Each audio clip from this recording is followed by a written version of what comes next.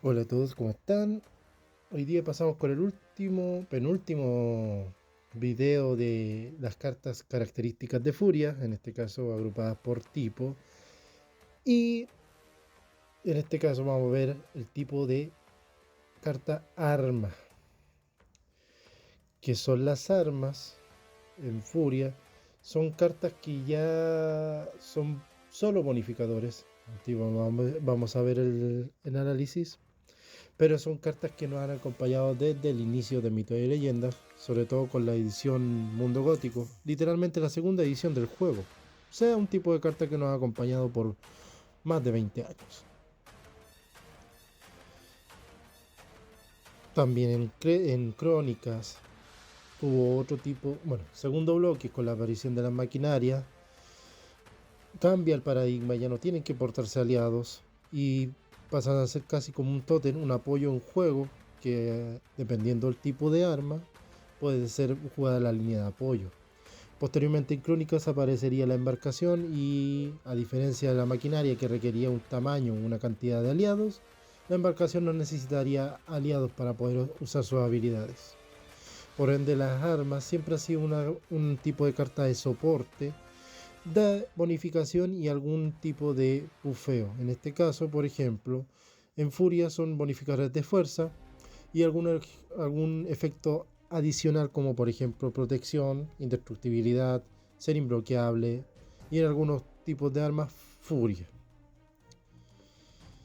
La primera carta que vamos a ver es una carta totalmente icónica del formato, una carta que siempre va a 2 mínimo, incluso 3, sea el mazo que sea, y es el casco espartano.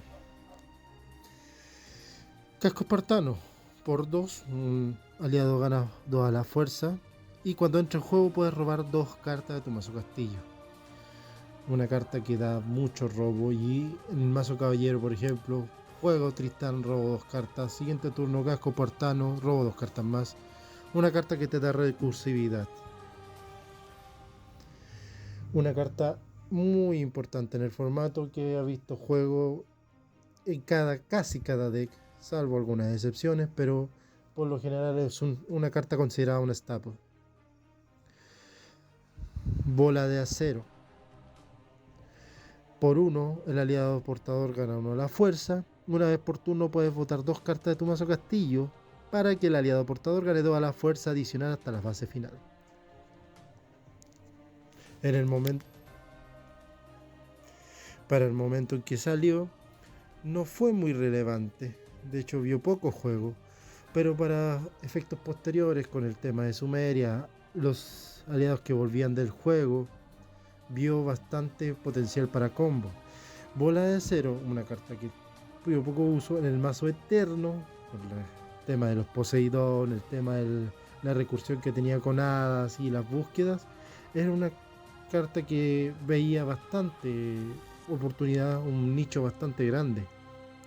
Así que posteriormente, aunque no se vio el juego al principio, a futuro tendría incluso oportunidad de nicho para más que combos, sinergias.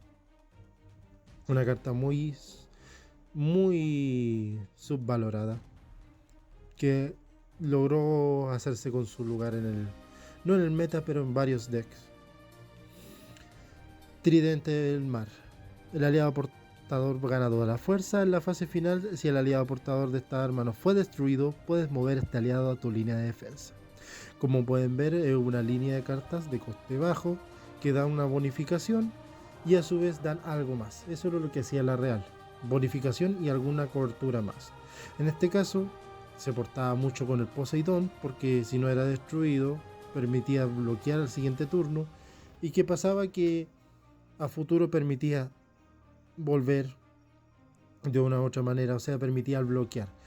Otra carta que vio juego fueron con algunos guerreros, con su tema de la indestructibilidad y posteriormente con Sumeria, apuntando más alto con los Urnamu. Pero como ven, fue una carta bastante importante, bastante buena, que si bien no vio cabida en todos los mazos, vio en algunas estrategias bastante sinergia, sobre todo con los guerreros y su sinergia con armas, incluso mucho más que la sinergia con los caballeros.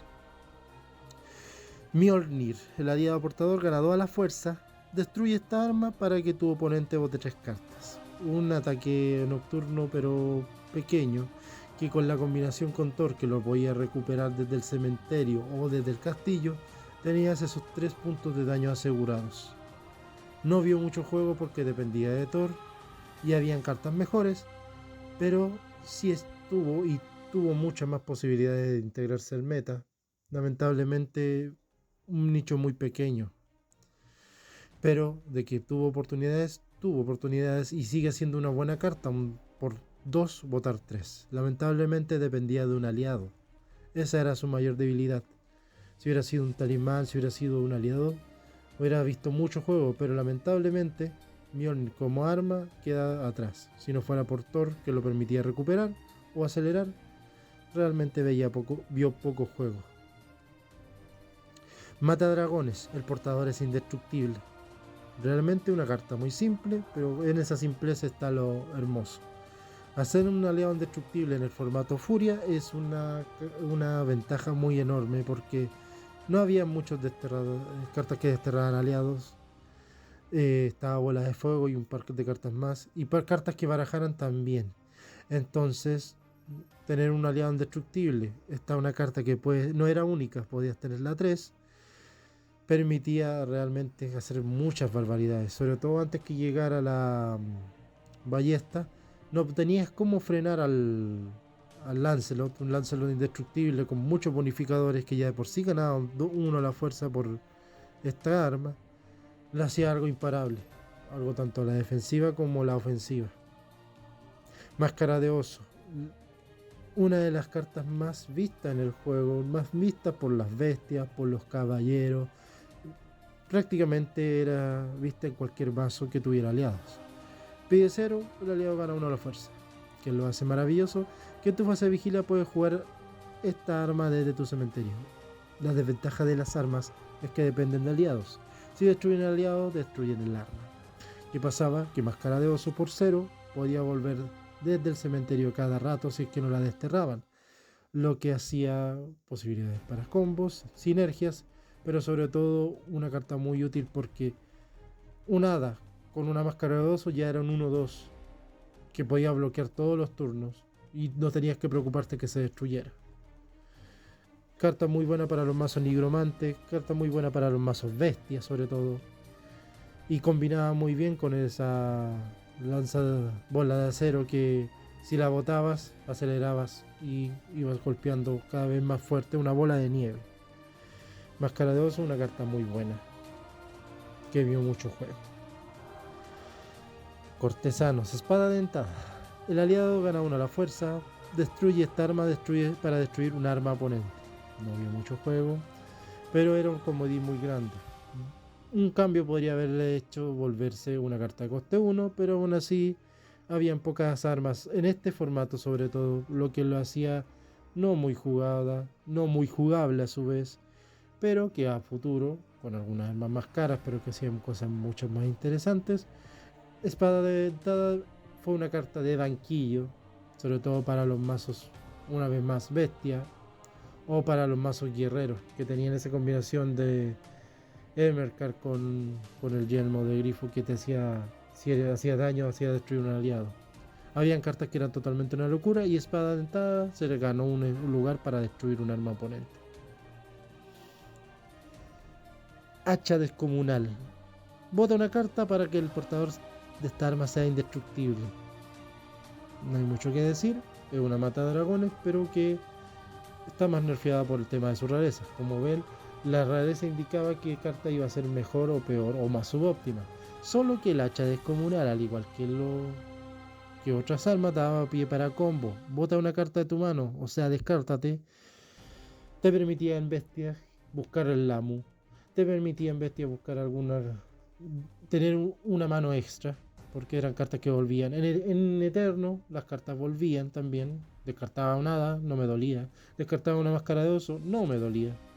Y en Guerrero, que tenías una cantidad de robo abismal por los estandartes, por Espartaco, por Vigía, por ejemplo, siempre ibas a tener cartas en las manos. Así que Hacha descomunal, aunque sea una versión nerfeada de Matadragones, era una carta muy viable y muy buena. Hacha bendecida, por 1, el aliado portador gana 1 a la fuerza y la puedes jugar del cementerio pagando su coste. Lo mismo que Máscara de Oso, pero nerfeada. No vio uso porque tenía esa Máscara de Oso. Por ende, era una de estas cartas que solo servía para el nicho de Pauper. Pero fuera de eso, vio poco o casi nada de uso.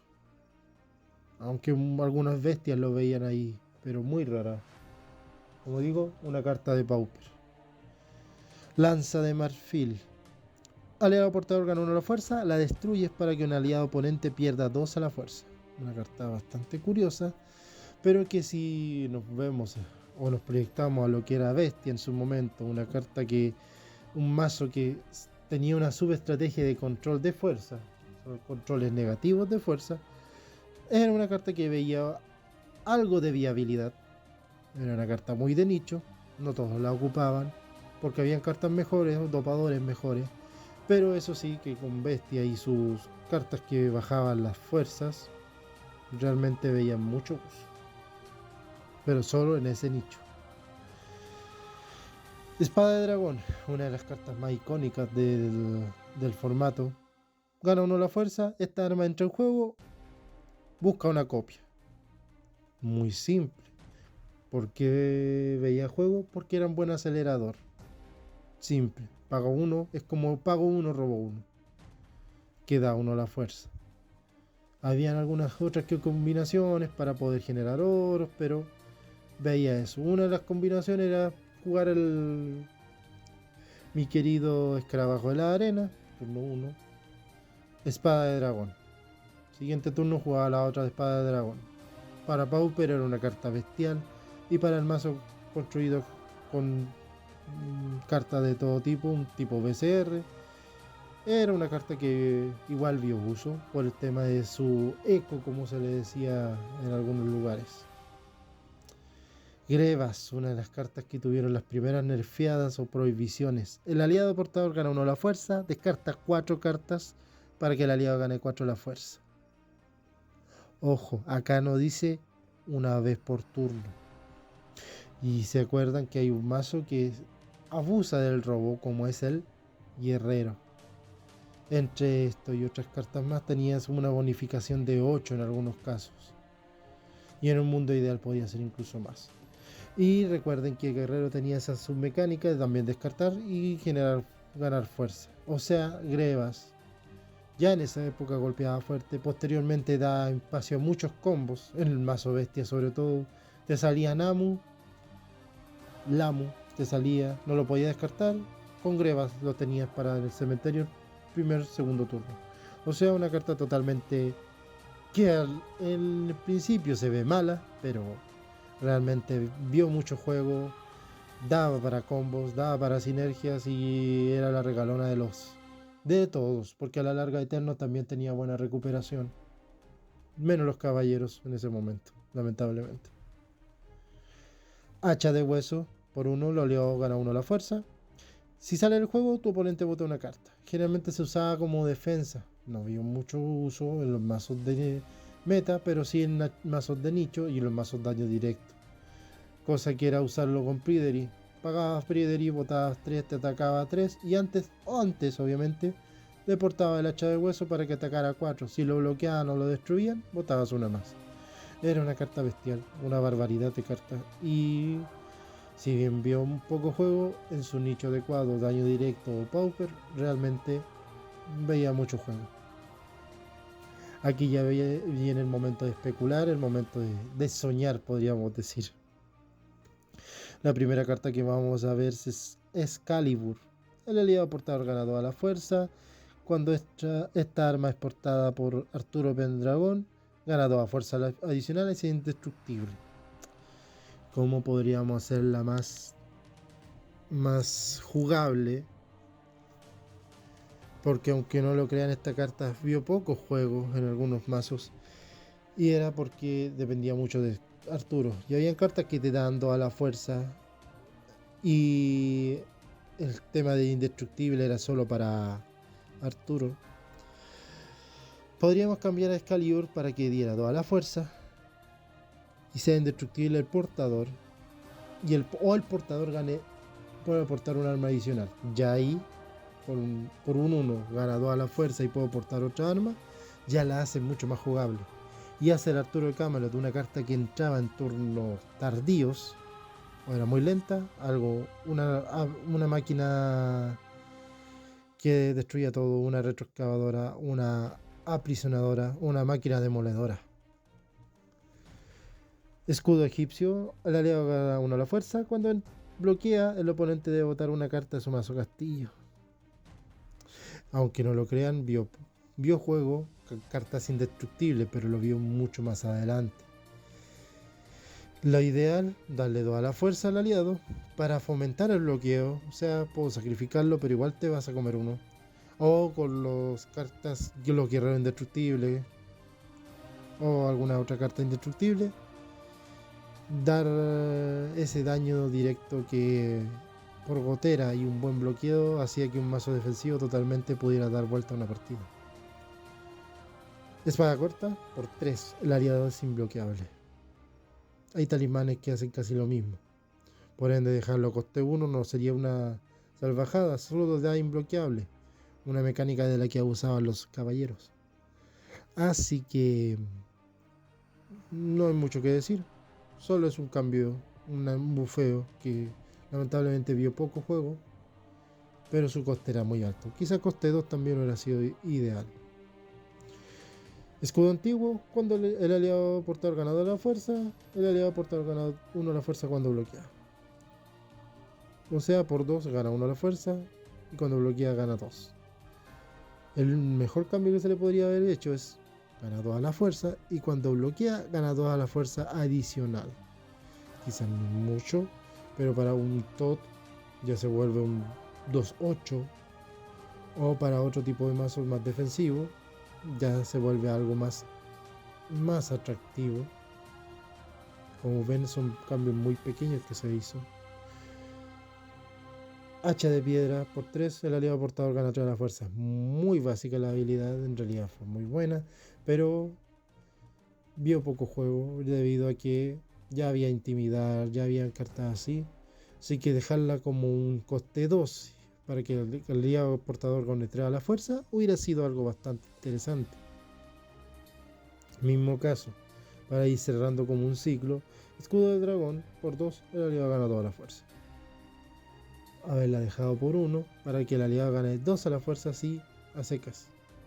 Una carta muy simple que también pudo haber visto juego, sobre todo en el Pauper. Báculo.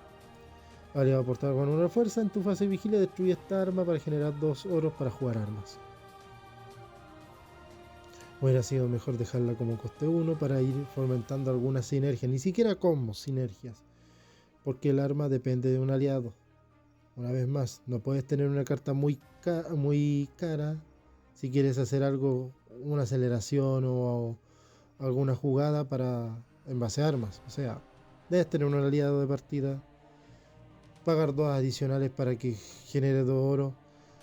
Si quieres una movilidad por cementerio o por que un arma esté en el cementerio, que cuando un arma entra en juego, que se vieron pero mucho después, puedes tenerla, pero dejarla a 1 y hubiera visto más juego. Fue una carta que ni siquiera fue como de banquillo. Sandalias mágicas, mismo caso. Gana 1 a la fuerza, lo destruyes y genera 2 oros para totem. Aquí podemos haber hecho dos subtipos de cambio. Cambiarlo a coste 1 o cambiarlo a coste 0. Porque suena muy roto, pero los totems no veían juego y eran muy caros. Totem de coste 4, totem de coste 5, totem de coste 3, muy caro. Ahí ya tenías una sinergia, por ejemplo, con la carta anterior. La destruyo, genera 2 oros. Juego las sandalias mágicas por 2, juego 2 sandalias mágicas. Y me las pego para jugar un totem pesado. El totem pesado da lo mismo porque a veces solo volvía a los aliados imbloqueables. O sea, hago tremendo esfuerzo. ¿Para qué? Para nada. Mazo Guerrero hubiera agradecido este cambio porque con ese me traigo un turno 1 o un turno 2, fácilmente un estandarte. Un Avalon para defensa. Los mazos defensivos, sobre todo de control. Le porto a mi Hakika o le porto a mi carta que esté tratando de hacer un poco de control por 0 y genero para jugar Totem. Entonces hay cartas que vieron poco uso, pero lamentablemente pudieran haber hecho más. Daga ceremonial, mismo caso, aliado gana 1 a la fuerza. Y cuando entra el juego busca un oro sin habilidad y lo pones en tu mazo castillo. De tu mazo castillo a tu mano.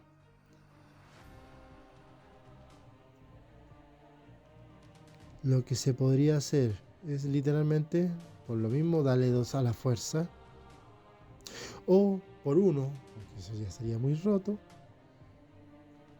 buscar un oro. ¿Por qué es ideal?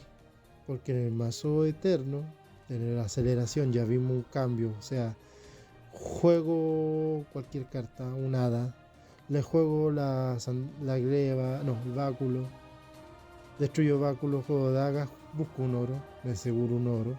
Siguiente turno ul. Ya estoy haciendo una sinergia. Es la misma carta injugable, pero ya estoy haciendo una sinergia que hace lo mismo que un ul. Para siguiente turno jugar de nuevo la carta eterno, que me hace lo mismo, pero ya me he asegurado un flujo constante de 2 oros. Es subóptimo, claro, pero ya está. Quizás no saqué el ul, pero saqué una hada y una daga. También puede funcionar. Darle 2 a la fuerza ya hubiera sido bastante interesante. El bono de 1 fue lo que le bajó un poco la plusvalía. Casco de guerra, una de las cartas que más me gustaría haber hecho un pequeño cambio. De coste 4 a coste 3. El aliado portador ganador a la fuerza. Cuando entra en juego, busca una copia de esta carta y la pones sin pagar su coste. Literalmente escarabajo de las arenas, pero versionado. Imagínense turno 1 o turno 2 jugar el escarabajo y al siguiente turno jugar el casco. Por lo bajo tienes 3 monos de coste 3, o sea un ataque de 9 asegurado. Sin olvidar los bonificadores. Masa de guerra, aliado portador gana 1 a la fuerza. Cuando entra arma ante el juego, puedes barajar un arma de tu cementerio en tu mazo castillo.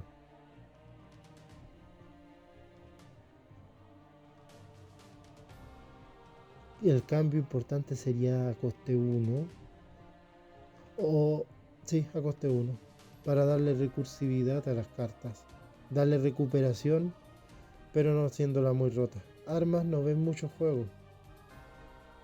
Armas nunca va a haber mucho juego en Furia como tal, un mazo centrado en ellas. Tiene buscadores, tiene recuperadores, pero es muy poca la oportunidad. De hecho, muchas veces eran carne de cañón para sobre todo los mazos guerreros. Destierra un arma en tu cementerio y puedes hacer algo. Entonces, con esto ya tienes para barajar.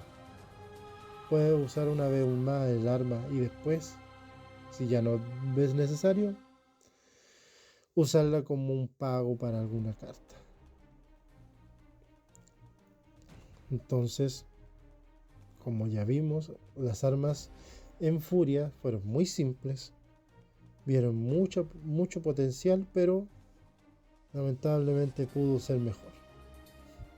Gracias por llegar al final. Y cada like o comentario hará que Mata Dragones se aleje de Bardito, la pequeña mascota del canal, por lo que estoy viendo. Y estén atentos siempre hasta el final, porque por lo que veo ya le estoy haciendo un lore interno a pobre dragoncito. Así que eso, nos vemos. Gracias por llegar al final y gracias por el apoyo.